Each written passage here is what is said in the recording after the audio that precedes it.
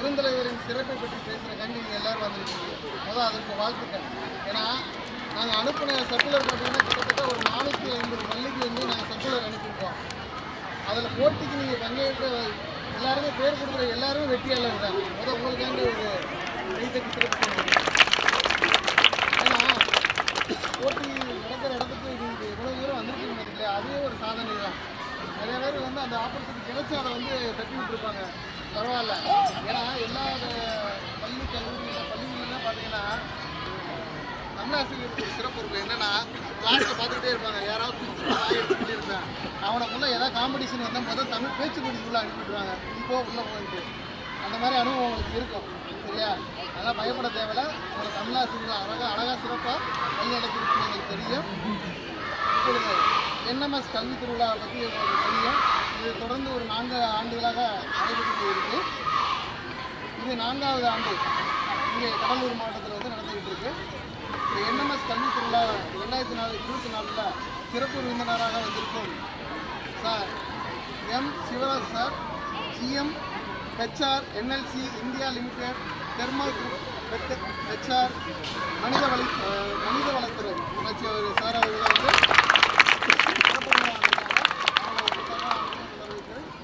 அதுக்கடுத்ததாக இந்த பள்ளியின் தலைமை ஆசிரியர் ஏஹெச்எம் மேடம் எஸ் சிவசுந்தரி அவர்களை அதுக்கடுத்தபடியாக இந்த என்எம்எஸ் கல்வி திருவிழா வந்து ஒருங்கிணைப்பாளர்கள் உறுப்பினர்கள் எல்லாருமே இருக்காங்க.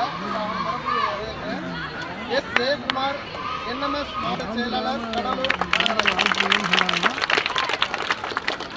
ஏ நாராயணசாமி என்எம்எஸ் தலைமை செயற்குழு உறுப்பினர் கடலூர் மாவட்டம். உங்களுக்காண்டி பரிசீலனைக்காண்டி அவர் கிளாஸ் தேடி போய்கிட்டு இருக்காரு. அவருக்கு எனது வாழ்த்துக்கள். அடுத்தபடியாக எம்.கே. ராஜா என்எம்எஸ் செயற்குழு உறுப்பினர் கடலூர் மாவட்டம். சண்முகம் அண்ணாச்சி அவர்களை எண்ணி உறவின் முறை வட்ட செயலாளர் அவர்களை அன்புடன் வரவேற்கிறேன். திருமதி லட்சுமி எண்ணி உறவின் முறை துணைத் தலைவி கடலூர் மாவட்டம் அவர்களை அன்புடன் வரவேற்கிறேன். அடுத்தபடியாக எஸ்ஆர் கிணுக்குமார் பாண்டினார் தொழிற்சங்கம் மாவட்ட செயலாளர் என்எம்எஸ் அவர்களை அன்புடன் வரவேற்கிறோம். அடுத்தபடியாக அழகராஜ் என்எல்சி ஓபிசி பொதுச் செயலாளர் அவர்களை அன்புடன் வரவேற்கிறோம். அடுத்தபடியாக இந்த போட்டியில் கலந்து கொள்ள வந்திருக்கும் மாணவ மாணவியர்களை அன்புடன் வருக. ஏன்னா என்எம்எஸ் அதுபோக வந்து இந்த போட்டிக்கு வந்து நடுவர்களாக வருக.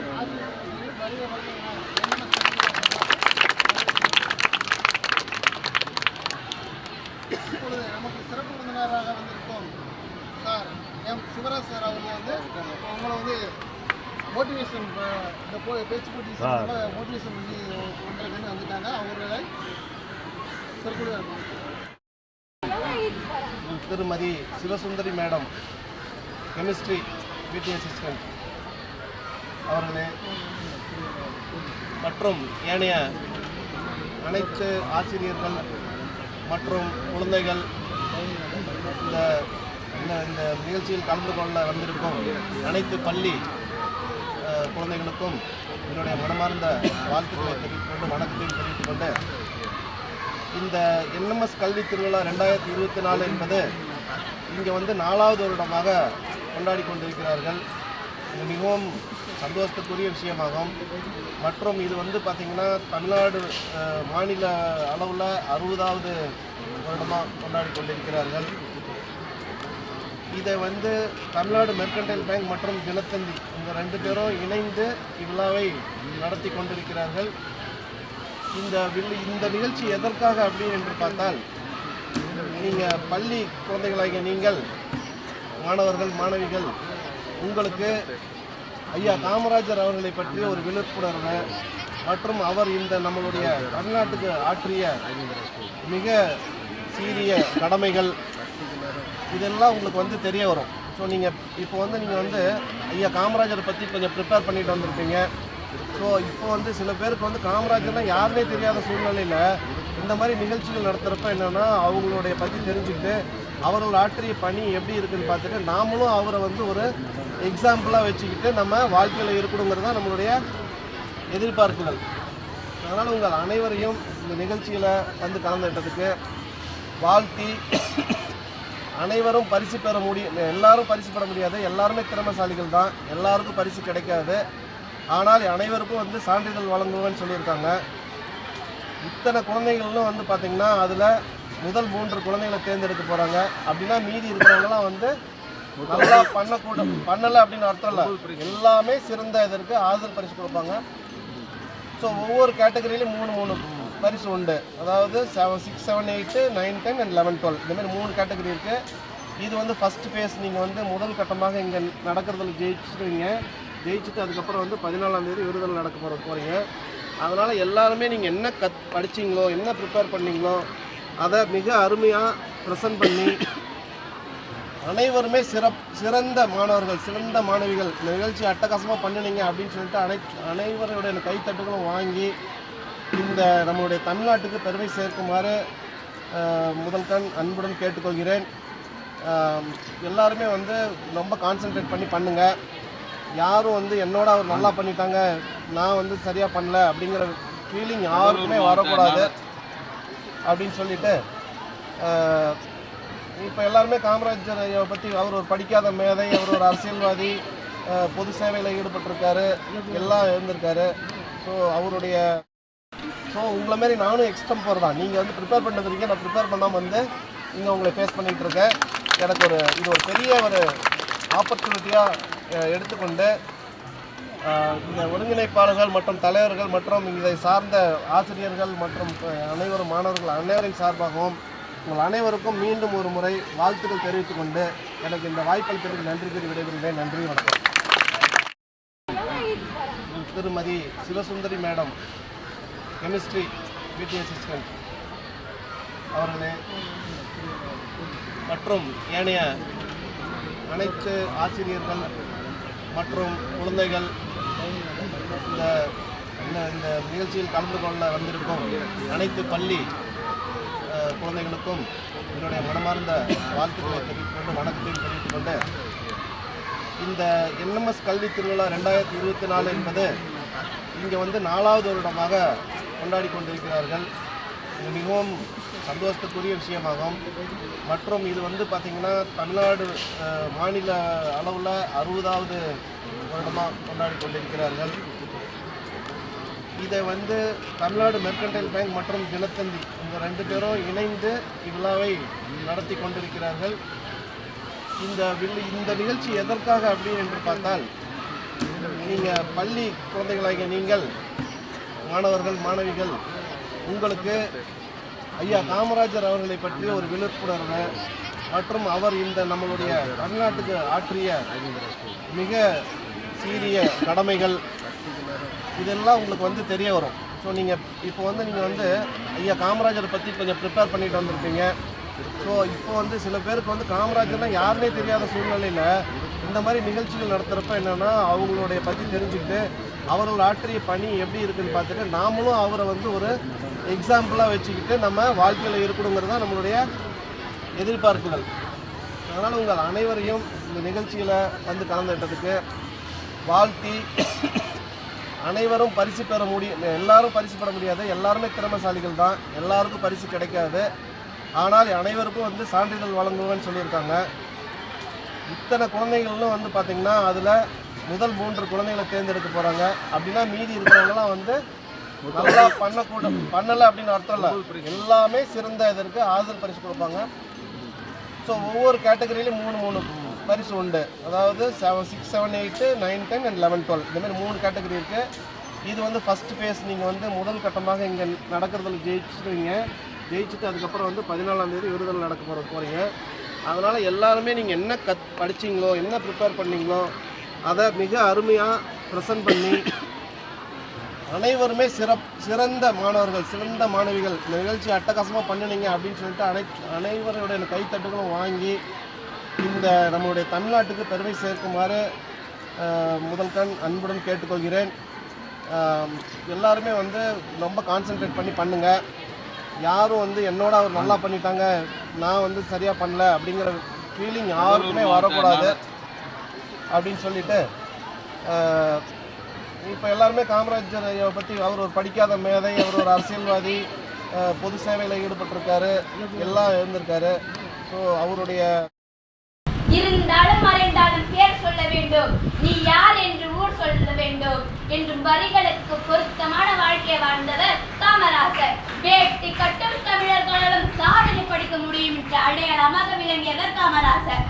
காந்தியடிகள் பிறந்த நாளான அக்டோபர் 2ஆம் தேதி காந்தியின் இறுதி தினம் சாய்ந்து விட்டது. ஆனால் அவர் காட்டிய பாதை நேராகவே உள்ளது. தமிழகத்தின் 9 ஆண்டுகால முதலமைச்சராக இருந்த பெருமகனால் எவ்வளவு சொத்துக்களை சேர்த்து வைத்திருப்பார் என்று 1975ஆம் ஆண்டு அக்டோபர் 2ஆம் தேதி காமராஜர் மறைவுக்கு பின்னர் தான் தெரிந்தது. அவருடைய பெட்டகத்தில் 200 ரூபாய் காசும் சில்லறை காசுகளும் 5 கதிர்வேட்டி சட்டைகள் தான் இருந்தது.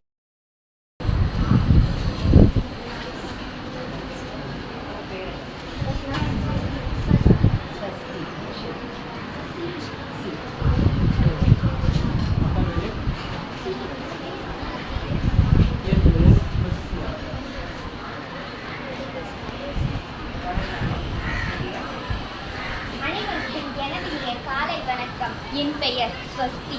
நான் எடுத்துள்ள தலைப்பு உலகம் போற்றும் உத்தமன் காமராஜர். காமராஜர் அவர்கள் 1903ஆம் ஆண்டு ஜூலை மாதம் 15ஆம் தேதி விருதுநகரில் பிறந்தார். இவருடைய தந்தையின் பெயர் குமாரசாமி, தாயார் சிவகாமி அம்மையார்.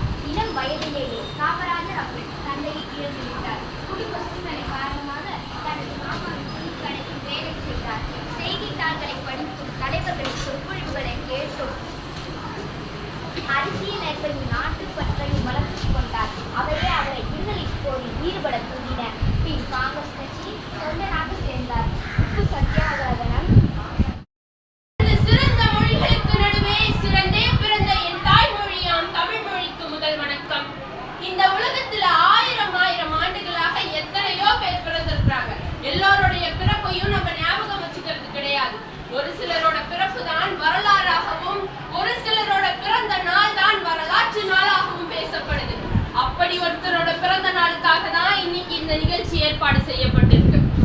தமிழ்நாட்டோட பொற்காலம்னு சொல்ற அளவுக்கு 9 ஆண்டு காலம் ஆட்சி புரிந்த கர்ம வீரர், பெருந்தலைவர், கிங் மேக்கர், கல்வி கண் திறந்தவர், படிக்காத மேதை என்றெல்லாம் போற்றப்படும் காமராசர் அவர்களின் ஆட்சி பணியும் அரசியல் பணியும் என்ற தலைப்பில் உங்கள் முன் பேச வந்துள்ளேன். அனைவருக்கும் வணக்கம்.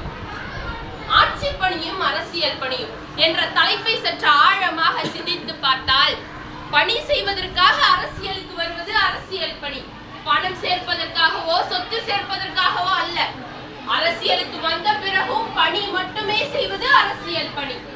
அதன் விளைவாக ஏதாவது பதவி கிடைத்தால் அந்த பதவியை வைத்து மக்களுக்கு பணி மட்டுமே செய்வது அரசியல் பணி. இந்த 3 அளவுகோல்களும் இந்தியாவில் ஒரு தலைவருக்கு பொருந்தும் என்றால் அது நமது காமராசர் அவர்களுக்கு மட்டுமே. காமராசர் முதலமைச்சரா அமர்ந்த முதல் நாள் அவர் கோப்புகளை சரி பார்க்க அமர்றாரு. அப்ப உதவியாளர் சொல்றாரு, இதெல்லாம் முக்கியமான கோப்புகள் ஐயா, இதெல்லாம் முக்கியம் இல்லாதது, இதெல்லாம் நீங்க பார்க்க வேணாம் அப்படின்னு சொல்றாரு. காமராசர் உடனே, எனக்கு வர எல்லா கோப்புகளும் முக்கியமானதுதான், அதை நான் உடனடியா சரி பார்த்து அனுப்பணும், அதுதான் முக்கியம்னு சொல்றாரு. இதெல்லாம் சிறந்த ஆட்சி பணி. காமராசர் காலத்திலயும் நீட் தேர்வு நடந்தது. எப்படி தெரியுமா? வர விண்ணப்பங்கள் எல்லாம் காமராசர் பாப்பாராம். அதுல பெற்றோர் கையொப்பம் இருக்கிற இடத்துல கை நாட்டி யார் யார் வச்சிருக்காங்களோ அவங்க விண்ணப்பங்களை மட்டும் தேர்ந்தெடுப்பார். அதாவது எந்த வீட்டில் பெற்றோர்கள் படிக்கவில்லையோ அந்த விண்ணப்பங்களை தான் தேர்ந்தெடுப்பார். எங்கே கல்வி விலக்கு இல்லையோ, எந்த வீட்டில் படிப்பதற்கான வசதிகள் இல்லையோ அங்குதான் முதலில் கல்வி மேலோங்க வேண்டும் என்ற உயர் மட்ட சிந்தனை பாதிக்கு அரச நல்லவாயம் தலைவர் சிறந்தே பொருந்த மொழியாம் நம் தாய்மொழியான செந்தமிழுக்கு என் முதல் கண் வணக்கத்தை தெரிவித்துக் கொள்கிறேன். இந்தியாவிலே தலை சிறந்த தலைவர்களில் ஒருவரான காமராஜரை பற்றி பேச வந்துள்ளேன். காமராஜர் அவர்கள் 1903ஆம் ஆண்டு விருதுநகரில் குமாரசாமி நாட்டார் மற்றும் சிவகாமி அம்மையார் தம்பதியர்களுக்கு மகனாக பிறந்தார். காமராஜர் அவர்களுக்கு ஒரு தங்கையும் உண்டு. அவர்களின் பெயர் நாகம்மாள். காமராஜர் அவர்கள் தொடக்க காலத்தில் பள்ளிக்கு சென்று படித்து வந்தார். தனது 6 வயதிலேயே தன் தந்தையையும் இழந்தார். குடும்ப சூழ்நிலை காரணமாக தன் மாமாவின் துடிக்கடையில் வேலையும் செய்தார். காமராஜர் அவர்களுக்கு சுதந்திர போராட்ட தலைவர்களின் பேச்சில் கவரப்பட்டு தன் சிறைச்சாலைக்கும் சென்றார். காமராஜர் அவர்கள் 1954ஆம் ஆண்டு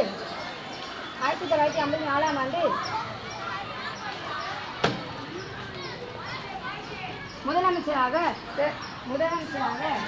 பொறுப்பேற்றார்.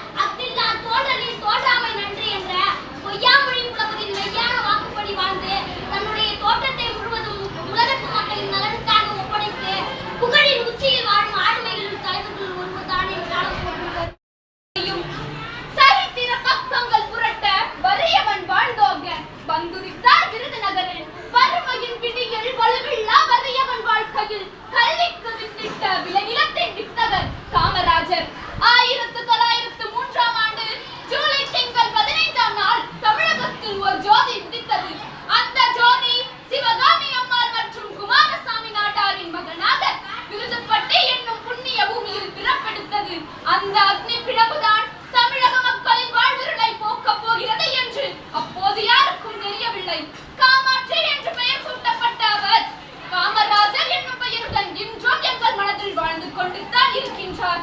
6 வயதிலேயே தந்தையை இழந்து 6ஆம் வகுப்பிலேயே கல்வியையும் இழந்தார். 1920ஆம் ஆண்டுகளில் விடுதலை போராட்டங்களில் தீவிரமாக ஈடுபட்டு பல முறை சிறைப்பிடிக்கப்பட்டார். 1953ஆம் ஆண்டு வரை மக்களவையில் உறுப்பினராக பணியாற்றினார். பல தலைவர்களை உருவாக்கி கிங் மேக்கர் என்று போற்றப்பட்டார். அப்போதைய முதல்வர் ராஜாஜி அவர்கள் பதவி விலகிய போது காமராஜர் தான் முதல்வராக பதவியேற்க வேண்டும் என்று விரும்பினார்கள் மூத்த தலைவர்கள். ஆனால் காமராஜரோ கட்சிக்காரர்களும் சட்டமன்ற உறுப்பினர்களும் சலுகை கேட்டு வருவதில்லை என்று உறுதியளித்தால் தான் முதல்வர் பதவியை ஏற்பேன் என்றார். அவர் முதல்வராக பதவியேற்றவுடன் முதல் பணியே கல்விக்காகத்தான் இருந்தது.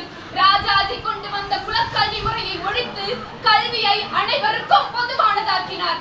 அவர் முதல்வராக பதவியேற்ற பொழுது 45% குழந்தைகள் மட்டுமே பள்ளிக்கு சென்று கொண்டிருந்தனர். 55% மக்கள் கை நாட்டாக இருந்தால் தமிழ்நாடு எப்படி முன்னேறும் என்று சிந்தித்தார். சுவர் இருந்தால் தான் சித்திரம் வரைய முடியும். என் உடன்பிறவா சகோதர சகோதரிகளே, கட்டை கரும்பே கருப்பட்டி இனிப்பே பின்னை அளந்த என் அன்னை தமிழே, உங்கள் அனைவரையும் என் சேர்த்தால் வணங்கி என் உரையை துவங்குகிறேன். அனைவருக்கும் வணக்கம். என் பெயர் மா ராமகிருஷ்ணன். நான் 9ஆம் வகுப்பு படிக்கின்றேன். எனது பள்ளியின் பெயர் பாரதி மெடிடேஷன் பள்ளி, கர்நாடகம். நான் இப்பொழுது பேச எடுத்துக்கொண்ட தலைப்பு காலம் போற்றும் கர்ம வீரர். செயற்கரிய செய்வார் பெரியர் என்னும் வள்ளுவரின் வாய்மொழிக்கேற்ப செயற்கரிய செயல்கள் புரிந்த செயல் வீரர் என்று புகழப்படுபவர் காமராசர். பாரதத்தின் விடுதலைக்காகவும் தலை நிமிட தமிழகத்தை காண விரும்பி அயராக உழைத்த தன்னகமற்ற தலைவர் காமராசர். பெருந்தலைவர் காமராசரின் சிறப்பு பெயர்களில் ஒன்று கர்ம வீரர் காமராஜர் என்பதாகும். கர்மமே தன்னக கொண்டவர் என்பதே இதன் பொருள். காமராஜர் அவர்கள் 1903ஆம் ஆண்டு ஜூலை மாதம் 15ஆம் தேதி விருதுநகரில் பிறந்தார். இவருடைய தந்தையின் பெயர் குமாரசாமி, தாயார் சிவகாமி அம்மையார். இளம் வயதிலேயே நமது காமராஜர் அவர்கள் தந்தையை இழந்து விட்டார். விடுதலை வீரர் சத்தியமூர்த்தியை வாரிசாக விளங்கியவர் காமராஜர். ஆரம்பிக்கலாம். முத்திக்கும் தேந்தமிழ் திக்கட்டும் பரவட்டும் முத்தமிழ் தாய்க்கு என் முத்தான முதல் வணக்கம். அவையோருக்கு என் அடுத்த வணக்கம். என்னுடைய தலைப்பு காமராசரின் அரசியல் பணியில் ஆட்சி பணிகள். முறை செய்து காப்பாற்றும் மன்னவன் மக்களுக்கு இறை என்று வைக்கப்படும் என்ற குரலுக்கு எடுத்துக்காட்டாய் வாழ்ந்தது. அரணறிந்து மூத்த அறிவுடையார்க்கேன் வைத்திருநறிந்து தீர்ந்தார் கொள்ளல் என்ற அதிகாரத்திற்கு ஏற்ப சத்தியமூர்த்தியை தன் ஆசானாக ஏற்றினார். முற்பகல் மூளை நிரப்பி புற்பகல் வயிறு நிரப்பி தார்போல் மாணவர்களை எழுதுகோல் ஏந்தவர் தாய் என்பார் வைரமுத்து. குலக்கல்வியை ஒழித்து நலக்கல்வியை தந்தவர். தன்னை எதிர்ப்போரை ஏணியாக்கிய கலிங்கத்து பரணி, கீழோரை மேலோராக்கிய பெரிய புராணம். தமிழக காங்கிரஸில் சாதாரண உறுப்பினராக இருந்து 1954 தமிழகத்திற்கே முதலமைச்சரானவர் நம் தலைவர் காமராஜர். இவர் ஆட்சிக்கு வந்தவுடன் முந்தைய ஆண்டு மூடப்பட்ட 6000 பள்ளிகளை திறக்க வைத்தார். 1956 8ஆம் வகுப்பு வரை அனைவருக்கும் இலவச கல்வி. 1963 11ஆம் வகுப்பு வரை அனைவருக்கும் இலவச கல்வி. பள்ளியின் வேலை நாட்களை 180 200 மாற்றினார். சென்னை, மதுரையில் பெண்களுக்கென தொழில்நுட்ப கல்லூரியை உண்டாக்கினார். அரசு ஊழியர்களுக்கு ஓய்வு நிதி, காப்புரிமை, வருங்கால வைப்பு நிதி என முப்பெரும் திட்டங்களை கொண்டு வந்தார். பெண் ஒருவர் காமராஜரிடம் தான் நல்ல மதிப்பெண் பெற்றதில் இக்கல்லூரியில் எனக்கு இடம் கிடைக்கவில்லை என்று வருகிறார். அப்பொழுது காமராஜர் சம்பந்தப்பட்டவர்களை விட்டு கேட்க 22 நபருக்கு மட்டுமே ஆய்வக வசதி இருப்பதால் 23ஆவதாக இவரை உங்களால் ஏற்றுக்கொள்ள முடியவில்லை என்று சொன்னார். அப்பொழுது காமராஜர் கேட்டார், மாணவர்கள் ஆய்வகத்தில் இருக்கும் பொழுது வகுப்பறையில் யார் இருப்பார்? யாரும் இருக்க மாட்டார்கள். அதே போல் மாணவர்கள் வகுப்பறையில் இருக்கும் பொழுது ஆய்வகத்தில் யார் இருப்பார்? யாரும் இருக்க மாட்டார்கள். அப்பொழுது இன்னும் 22 சீட்டை போடுங்க. அப்பொழுது வந்ததுதான் மாலை நேரம். 1956 தமிழை ஆட்சி மொழியாக சட்டம் கொண்டு வரப்பட்டது. 1953 பிற்படுத்தப்பட்டோருக்கான சட்டத்தை கொண்டு வந்தார். தன் தாயாக இருந்தாலும் பொதுக்குழாயில் தான் தண்ணீர் பிடிக்க வேண்டும் என்று சொன்னதிலிருந்து சட்டம் கூட உங்களிடமிருந்து தான் தன் கடமையை செய்ய கற்றுக்கொள்கிறது. காமராஜர் ஐயாவின் ஆட்சி காலத்தில் சுமார் 33,000 ஏரிக்குளங்களை சீர்படுத்தினார். சாத்தனூர் அணை, அமராவதி அணை, ஆழியார் அணை, மணிமுத்தார் அணை என்பன காரணமாக இருந்தவர். தமிழகத்தில் பல்வேறு தொழிற்சாலைகளை உருவாக்கி இந்தியாவின் சிறந்த மாநிலமாக தமிழகத்தை திகழ வைத்தார். நெய்வேலி நிலக்கரி திட்டம், மதிய உணவு திட்டம், இலவச கல்வி திட்டம், திருச்சி வெள் நிறுவனம், சேலம் இரும்பு உருக்காலை, கடலூர் நெல்லிக்குப்பத்தில் சர்க்கரை பிறகு தொழிற்சாலைகளை அமைத்து எண்ணற்ற தொழிலாளர்களுக்கு வேலை வாய்ப்பையும் நிறுவினார். பின்பு வாழ்வாதாரத்தையும் உயர்த்தினார். 1963 இந்தியன் திட்டம் மூலம் மூத்த தலைவர்கள் ராஜினாமா செய்ய வேண்டும். அப்பொழுதுதான் இளைய தலைவர்கள் தலைமை பதவி வைக்க வழி கிடைக்கும் என்றார். அதே போல் அவருடைய பதவியை ராஜினாமா செய்து அந்த திட்டத்தை செயல்படுத்தியும் காட்டினார். 2 பிரதமர்களை உருவாக்கிய வேலூரில் குடிநீர் பிரச்சனை. அதற்காக அவர் வேலூர் சென்றிரும்போது ஆம்பூரிலிருந்து தண்ணி கொண்டு வரப்பட வேண்டும் என்று திட்டம் தீட்டி பொறியாளரை அழைத்து கேட்க, பொறியாளரோ ஆம்பூர் பள்ளமான பகுதி, மேலூர் மேடான பகுதி, தண்ணி கொண்டு வர முடியாதுங்கய்யா அப்படின்னு பதிலளிக்கிறார். காமராஜர் உடனே இதுக்கான வேலைக்கு வச்சிருக்கேன், அதெல்லாம் எனக்கு தெரியாது, 100க்கு போறதுக்கு முன்னாடி இந்த திட்டம் என் கையில வந்தாகணும் அப்படின்னு சொல்றாரு. அந்த பொறியாளரும் கடுமையா உழைச்சு 4 நாளுக்கு அப்புறம் இரவு 2 மணிக்கு வந்து காமராஜர் வீட்டுக்கு வராரு. அந்த உதவியாளரிடம் இதை ஐயாட்ட கொடுத்துங்க, காலையில வந்து பாக்குறேன், அவர் எடுக்க வேணாம் அப்படின்னு சொல்லிட்டு அந்த பொறியாளர் ஏற்றி பார்த்து காமராஜர் வீட்டு வாசல்ல உட்காந்துருக்காரு. திடுக்கிட்டு போன பொறியாளர், ஐயா நீங்க ஐயா வந்தீங்க, கூப்பிட்டுருந்தா நானே வந்திருப்பேன் அப்படின்னு சொன்னாரு. அது காமராஜர் சொன்னாரு, நேற்று நீ என் தூக்கத்தை கெடுக்க விரும்பல, அதே போல நானும் உன் தூக்கத்தை கெடுக்க விரும்பல அப்படின்னு சொன்னார். அந்த பொறியாளர் வேற யாரும் இல்லை, நம்முடைய அப்துல் கலாம் ஐயா. சுனாமி உதவியை கூட தன் பினாமிக்கு வாங்கி போடும் காலம் இது. ஆனால் நீயோ உன் தாயின் இறப்பின் பொழுது வெட்டியானுக்கு காசு கொடுக்க முடியாமல் விட்டிற்று என்றார். ஆண்ட போதில்லை தலைக்கணம், மாண்ட போதில்லை மடிக்கணம், மானிட பிறப்பிற்கு நீ ஒரு இலக்கணம். நன்றி, வணக்கம்.